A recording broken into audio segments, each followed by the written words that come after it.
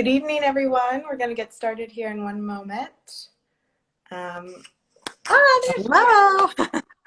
How's it going? How are you, Nancy? I'm doing well, thanks. How are you? I'm well, thanks. Thanks so much for having me on. Oh, Thanks so much for picking the portrait of Amir for the June author chat. well, I'm really excited to chat with you about this and feel lucky to have read it and known about it. And this is much anticipated interview as we had to delay it due to extenuating circumstances. So I'm so thrilled to be joined with you tonight, Natasha. So thank you. Yes. Thank you. Before we get started, I wanted to do a quick introduction of you and let folks know who you are. And then I have some great questions and we'll get to the meat of it. Sounds good. So Natasha Joukovsky holds a BA in English from the University of Virginia and an MBA from NYU Stern School of Business. She spent 5 years in the art world at the Philadelphia Museum of Art and the Metropolitan Museum of Art in New York before pivoting into management consulting. She now lives in Washington, D.C., and The Portrait of Amir is her debut novel. Right. So before we dive in, I have to fan out a little bit. And I'm sure that's got to be weird for you, hearing that you have fans, or new and exciting. But I have recommended this book to everyone that has asked for a book to read in the past 2 weeks. Oh, thank you. No, truly, I knew I was going to like it just based on the cover and the title. I listened to you in conversation with Gia Tolentino a few weeks ago. I loved her novel and a lot of the topic, or rather her essays and a lot of the topics that she covered. And there's definitely some overlap.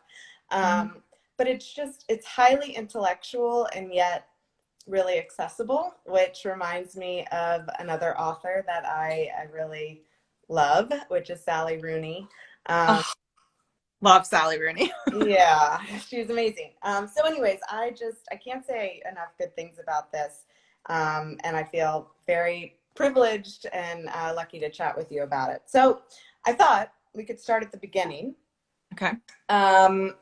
Specifically your beginning with the novel. I want you to tell us a little bit more about how this project came to be and give us a little background on the process and on everything related to that.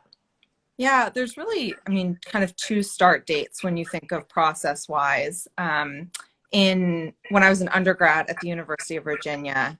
Can you hear me okay? Or is there an echo? I can hear you. Yeah. You're good. When I was an undergrad at the University of Virginia, I took a course on Ovid and the related art called Art and Myth, and that provided the basis for Vivian's exhibition in the novel. And a lot of the ideas surrounding art and the myth of Narcissus were things that I studied as in my early 20s, and just really could never let go of, but didn't know how I wanted to package them exactly. I thought about essays and stuff like that, but ultimately after reading a few other really classic novels and getting inspiration just from the worlds that I was being in at the Met, and then I've been at Accenture since business school, and between kind of those three things together, I finally kind of dug into a plot that felt like it could support many of the ideas and themes that I wanted to explore. And that happened in right around 2015. So the novel was set in 2015 just because that was the contemporary time, and I wanted to write a contemporary novel, a modern reinterpretation of a myth. But as the years went by in the writing process, 2015, I felt like it became more and more and more relevant as the setting for the novel, because with Trump's election and the kind of political spiral that has kicked off, it almost felt like the last moment of gazing into the pool before, when you're still really in love with yourself, before you realize that narcissism is itself an existential threat. So, in retrospect, I feel like 2015 is this socio-historical moment that's like exactly the same one as the painting, as the moment that Caravaggio chooses in the myth to paint. Really, I was going to ask you the significance of 2015. So that's really interesting that those two things. And I agree. Yeah. So one of the more powerful lines of the novel is at the beginning of the novel, and actually I have it written down here. Well, I guess it's at the beginning of chapter 12. You say, "There's nothing more treacherous than getting precisely what you want." And I'm curious, as a writer and a reader in this moment, here you are with your debut novel, presumably in a moment where you've gotten exactly what you wanted. What is the feeling like? How has this journey been for you? Well, yeah, it's really interesting. After we, chatted before the original event got postponed, I kept thinking about this question. I actually wrote a little bit about it. I wrote a Substack piece on it that you can check out on in the link in my bio. But briefly, what it's about is, yes, I think it's totally treacherous. Like I stand by this. Like, have there been great things about it? Absolutely. Like, it's so cool to become a novelist and author, and it's like I've loved interacting with my new peers and like our almost like a debut novel class. It's like this whole new group. I think it would be even better when hopefully I get to meet some of these folks in person, but even virtually, like it's been wonderful making connection and connecting with readers too. Like I read every single review. I love hearing what people think. Like above all, what I wanted was to spark difficult, interesting conversations between people. And I wanted to start a conversation between me. Like I want to talk about it, right? Like I wrote about this because I'm interested in this stuff. I want to talk about it. Like doing these events has been one of the absolute highlights, right? Like so there have been great things.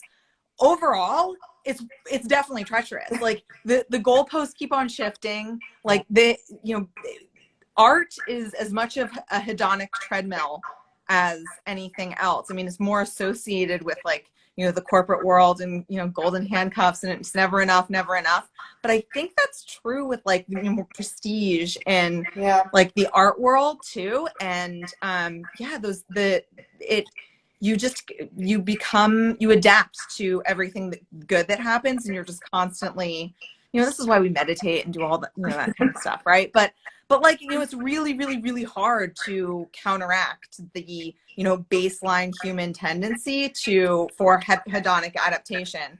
And like, I mean, I would say there's some things about the publishing industry that I haven't been thrilled about. Although I've been very happy with my publisher itself. It's more like the broader ecosystem of like how things happen. And I talk about that a lot with them in that little piece in relation to the Alexander McQueen Savage Beauty exhibition in 2011, where like over the course of the show, the emphasis on the line overshadowed the exhibition itself.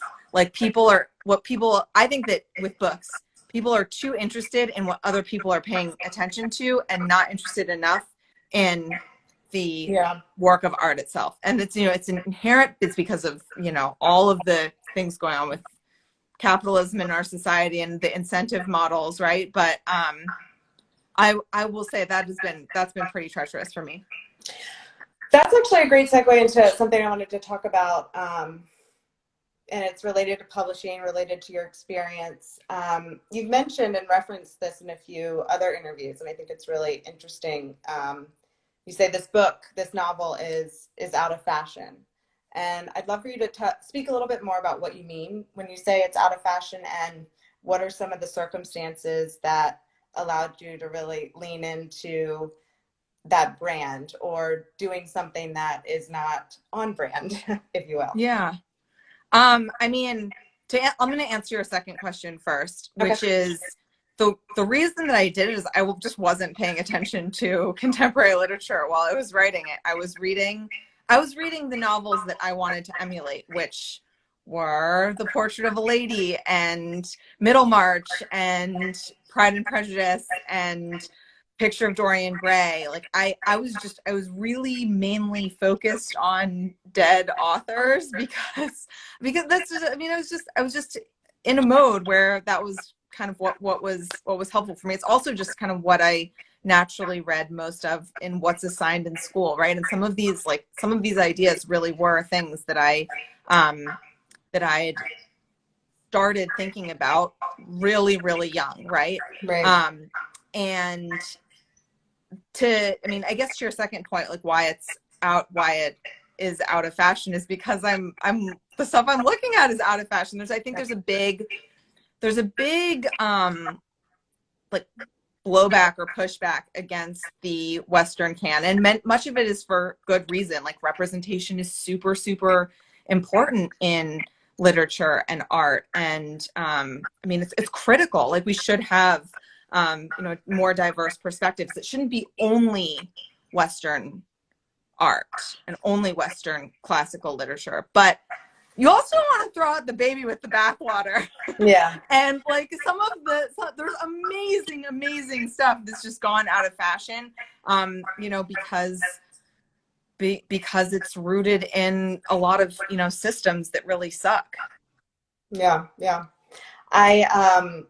I think I remember you, it was a tweet or something or other. You're like, if you love Succession, you'll love my book. And I did watch Succession and looking forward to the forthcoming season. But it got me thinking about how we all pour over these shows where the characters, I mean, there's really not a redeeming character in that show.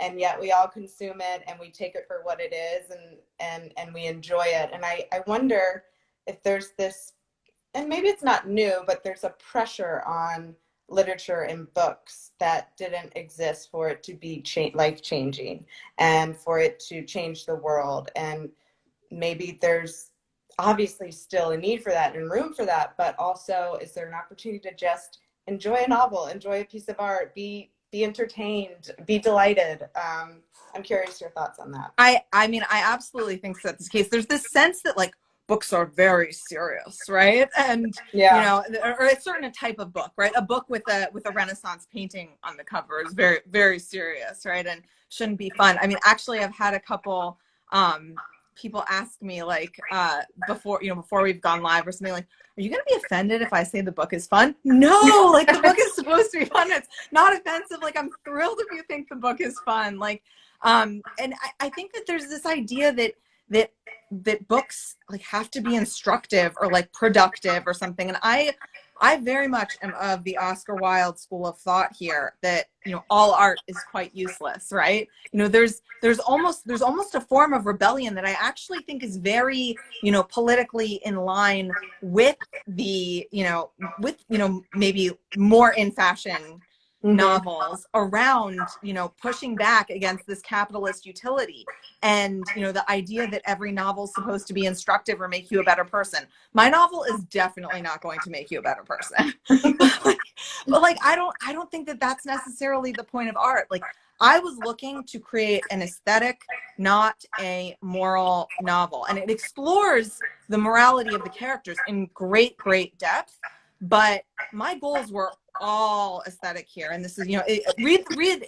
I recommend to everyone, even if you don't read the whole novel, and I'm going to be doing a podcast with, on the Picture of Dorian Gray with an upcoming podcast. But even if you don't read the whole thing, like read the preface because it is so on point and so interesting. Because Wilde was pushing back on a lot of really antiquated conservative ideas in this time, and we are still pushing back against these like antiquated conservative ideals against art and the idea, the ridiculous idea that that the characters have to have virtuous opinions all the time. I mean, this is like the thing that happened with Ellen Hildebrandt and I think one other author around like changing what their characters are saying. I think this is ridiculous, like utter insanity. Yeah, I think I didn't dive deep into that, but I did see something come across a Twitter feed to that effect. And yeah, I think it's tricky for sure. And I will say, I mean, we're talking a lot about how your novel is fun, and it is fun, and it's that kind of literary candy that I referenced and the similarity to Sally Rooney, but it also tackles some really, really interesting, complex topics, and kind of, well, I'll use an example. So I am really intrigued by this theme of the unfiltered filter. So there's a lot of play on social media, the portrait of a mirror, selfies. It's kind of weaves throughout the novel. And there's this one scene where Diana, one of the main characters, is at a bar with Dale, and she's talking about her wedding that was written up in the New York Times and how it had kind of this varnish to it, and that's not really how it happened. But even the way she's trying to downplay this article in the New York Times is in fact a filter, and she's trying to be low key, and the effort it takes to be low key it's contradictory. And so she wanted to seem raw and uncut and real. Yeah. Right? Like this, yeah, and I think, I mean, we all play into that. And then there was another really moment similar to that when Diana arrives at the members' party at the museum, and she's wearing a very simple dress. And I love the observation of, oh, we all know what simple means, like the effort that went in, and the money and the time. I love that you point out that line. I'm sorry, I have to interrupt you, but I love that you point that line, because that's a line from Anna Karenina. Oh. Yeah, I mean, I sprinkled in lines from all of my favorite books, and that is the line that I tweaked a little bit, but is basically stolen from it's an observation that Dolly makes about Anna. Okay. In Tolstoy's novel, that she's, Anna comes in wearing a very simple cambric dress, and Dolly knew what such simplicity meant, and what money was paid for it. Oh, I love that. So like that also supports this notion that like we think social media is ruining our world, when really it's probably just an extension of these intrinsic values that exist within us. Like it's just on display. But anyway, sorry, I digress. But what this unfiltered filter, I think, is a really interesting concept that's weaved throughout the novel.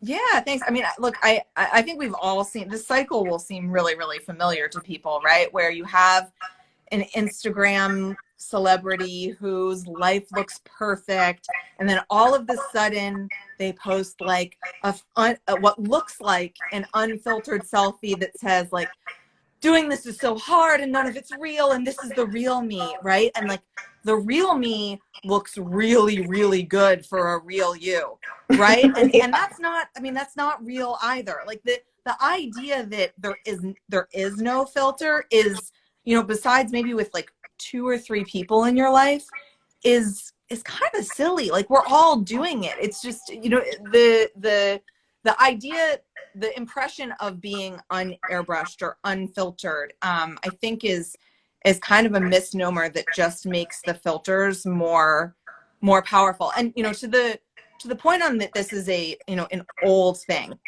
None of the things that everybody's decrying social media for are new. Like in that first passage that you mentioned, Dale says to Diana, like the New York Times style section is just analog Instagram. Which it is, right? Like there were other media for this. The difference with social media is it's not a paradigm shift in terms of like different behavior. Rather, it's like an exponential exacerbation of existing phenomena. So it takes all these things, generally these like very deep-seated desires to be seen, to be appreciated, and to preserve yourself, right? Like the whole intimations of immortality thing. Like selfies solve a lot of really, really deep-seated human problems. And so, all of the, the superficial hoopla around it is based in really, really deep things. So one of the things that I wanted to explore in the novel, one of the big themes that in these sections that you mentioned around the unfiltered filter is, the depths of superficiality. And, that goes to back to the title itself, the idea that the portrait of a mirror is a mirror, is a mirror, is a mirror, is a mirror, is a mirror. And when you stand between two mirrors, you have, this is the, the central motif of the novel, is you get this sense of infinite recursion. And so in the simplicity of two flat surfaces, you actually end up with infinite depth and infinite complexity. Yes, and wasn't that a working title for the book at some Recursion, actually the very, very first title was Infinite Recursion. It got shortened to Recursion, and Recursion was the working title for like three quarters of the time I was writing the novel. Then when Blake Crouch's book came out, I had to change it. I had like a breakdown, but my husband says it's the best thing that ever happened to me. And I thought of the portrait of a mirror, and that, that stuck.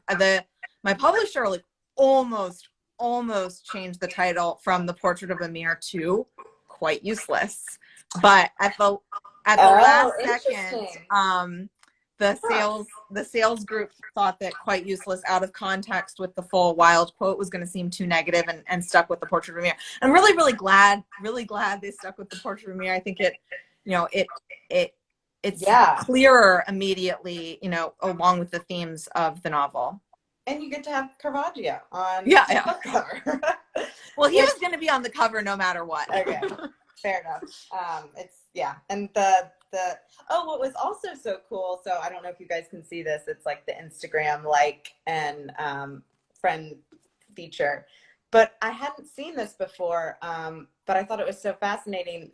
In the book, you write that whole Instagram dialogue out like you are on Instagram in a book. Oh yeah, one of the chapters, like we called them on my publishing team the alternative format chapters. Yeah, one of them is an Instagram account that is it's called, I think I called it like Overheard Uptown. It's based on all of the overheard accounts, Overheard New York, Overheard Upper East Side, et cetera, and I kind of squished them all together to make a fake one, and it includes not just the posts, but the comments of the characters like bantering back and forth. Which was like, there's so much juice in there, and as somebody who uses Instagram, where the meaning is. Like, I found myself studying the one post where the characters are adding the other people, and I'm like, why did Dale at Diana, but Diana didn't at Wes? Like, what is she saying there? So it's like,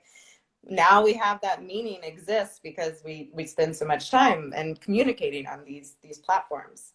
So it was cool to see this alternate format in your novel. So what I really thought was interesting, speaking portrait mirror esque. So there's obviously a lot about art.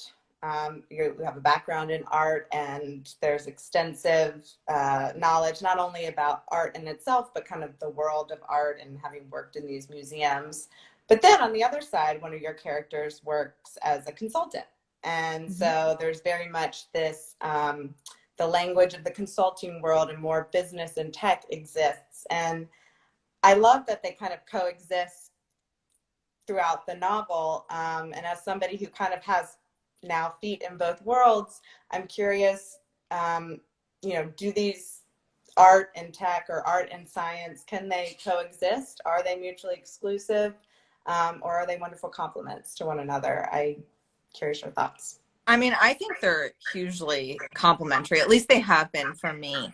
I mean, all the same skills that I've used to write a novel, I use in my day job, historically as a consultant. I've since gone, onto the corporate side, but it's like framework development, unstructured data analysis, critical thinking, like insight development. I mean, all the things that you have to do in the business world, especially particularly like in knowledge sector, white collar jobs are very, very complementary to the act of writing a novel. So I think that, being a writer makes me a better consultant, and being a consultant has made me a better writer. I interestingly, for all of my English background, I did not start writing this book in earnest until after I'd gotten my MBA, until after I'd Oh, been interesting.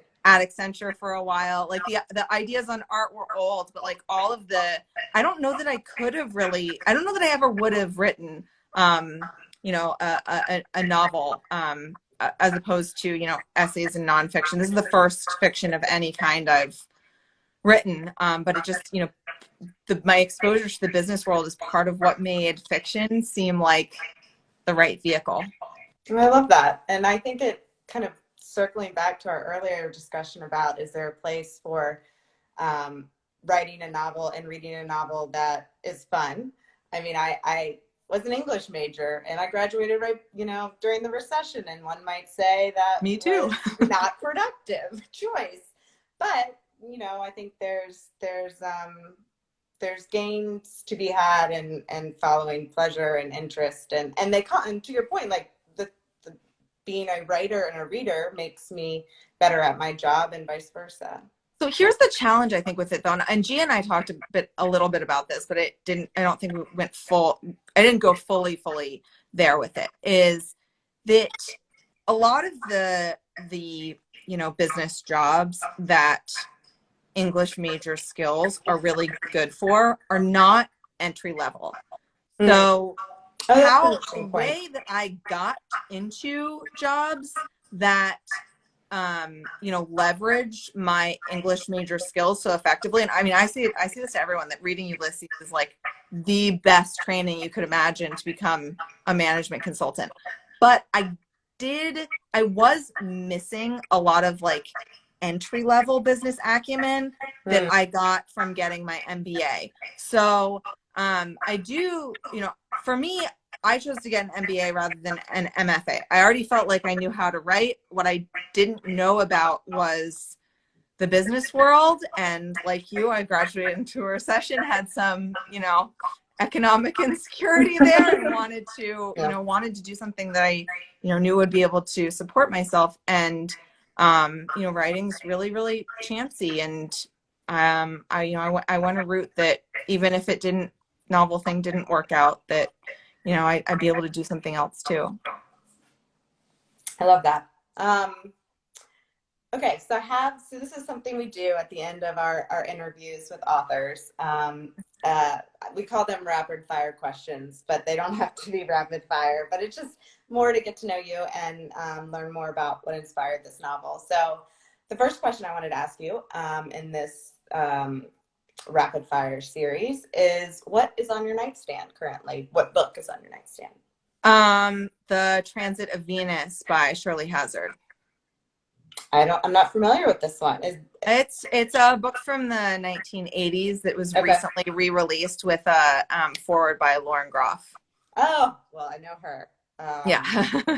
Amazing. But I haven't read I personally, I don't like to read forewords until I'm done with the book. So I always I like to read books cold, with as little as little buzz as possible, or insight into it as possible, and just try and judge the thing for itself. But I will go back at the end and read the forward. Yeah, that's what I agree. I try to hold myself back from just like devouring everything related to the novel, especially if it has a lot of buzz, and I love getting to hear from the author, but it's so much more fun to do after the fact if you can practice that self-discipline. Okay, this is a fun question, because especially with this novel, I could very, very vividly picture this on the big screen. And hopefully. I mean, yes, it's there. I mean, it's I think another comparison that's been thrown out to this is like a literary Gossip Girl. So love it. I'm all over. I can't wait to see the new Gossip Girl.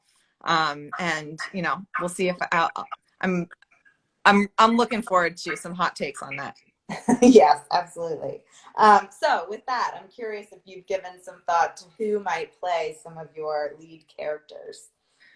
Yeah, I mean, I've been talking a lot with my film agent about this. There's so many great options. There isn't just one in any, but a few that I, really like. I love the idea of Florence Pugh as Uh, Diana.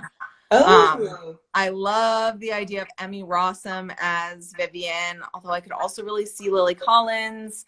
I really like the idea of Colin Jost as Dale. And oh, Wes is really interesting. the hardest. So if you have good ideas for Wes, slide into my DMs. Yeah, that is a tough one. I I have some thought. I mean, so what my favorite character, and probably the one that gave me the most laugh out loud moments was I know who you're gonna say. Julian, Yeah, yeah. obviously. And I feel like there's some great options for him. And then of course Prudence. Yeah, I mean, I told my film agent I would love for Allison Janney to play Prudence. Oh wow, you nailed that one. That I one, think yes. she'd be Yes. amazing. I think she'd be amazing. And actually, like, Oh my God. the Tanya Harding movie, I, Tanya. Oh my gosh, she was so good in that. And Margot Robbie would actually also be I think, a really good Vivian. So maybe they can team back up. I'd love it. Yes. And her character in I, Tanya reminds me or Yes, seems to me like 100%. She's like would a like be a a like a corporate Tanya Harding's yes. mom. Oh man. Oh, I love it. Um, all right. Well, last question. I wanted to ask this because I feel like, well, it was really predominantly in New York and Philadelphia, but where did you write this novel over the course of, I mean, I know you didn't do it in the heat of a night, but I'm I curious mean, where you so wrote. many places, but the majority was written in Nice, Paris, and Washington, D.C.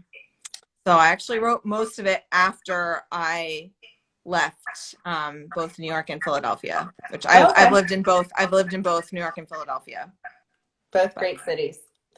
Well, that's wonderful. Well, thank you again, Natasha, for thank joining us. you. And I apologize. I failed to introduce book clubs at the beginning. I was just so excited to talk to you. I just dove right in. But this is a series that we do every month with some of the authors that we partner with as part of our offering to our book clubs, book inspiration. So it was a joy to have you tonight. Thank you so, so much for your time. And thank you for gifting the world this amazing novel. Oh, thank And you. everybody, Absolutely my pleasure. it went on sale June 1st officially, June right? 1st. Okay, Yeah, cool. available everywhere books are sold. Yeah, Well, I should mention, like, if you're interested in learning more about the novel, and it's very, very elusive novel, check out I Met Ovid's Heirs on Instagram. It's my book dedicated account, and yes, I follow that. it has lots of information on the novel. So thanks so much for having me, and thanks so much to Yeah. book clubs. Oh, it was awesome. Thanks, Natasha. Yeah. Have a good All right. night. You too. Bye, everyone. Bye. Thanks for joining.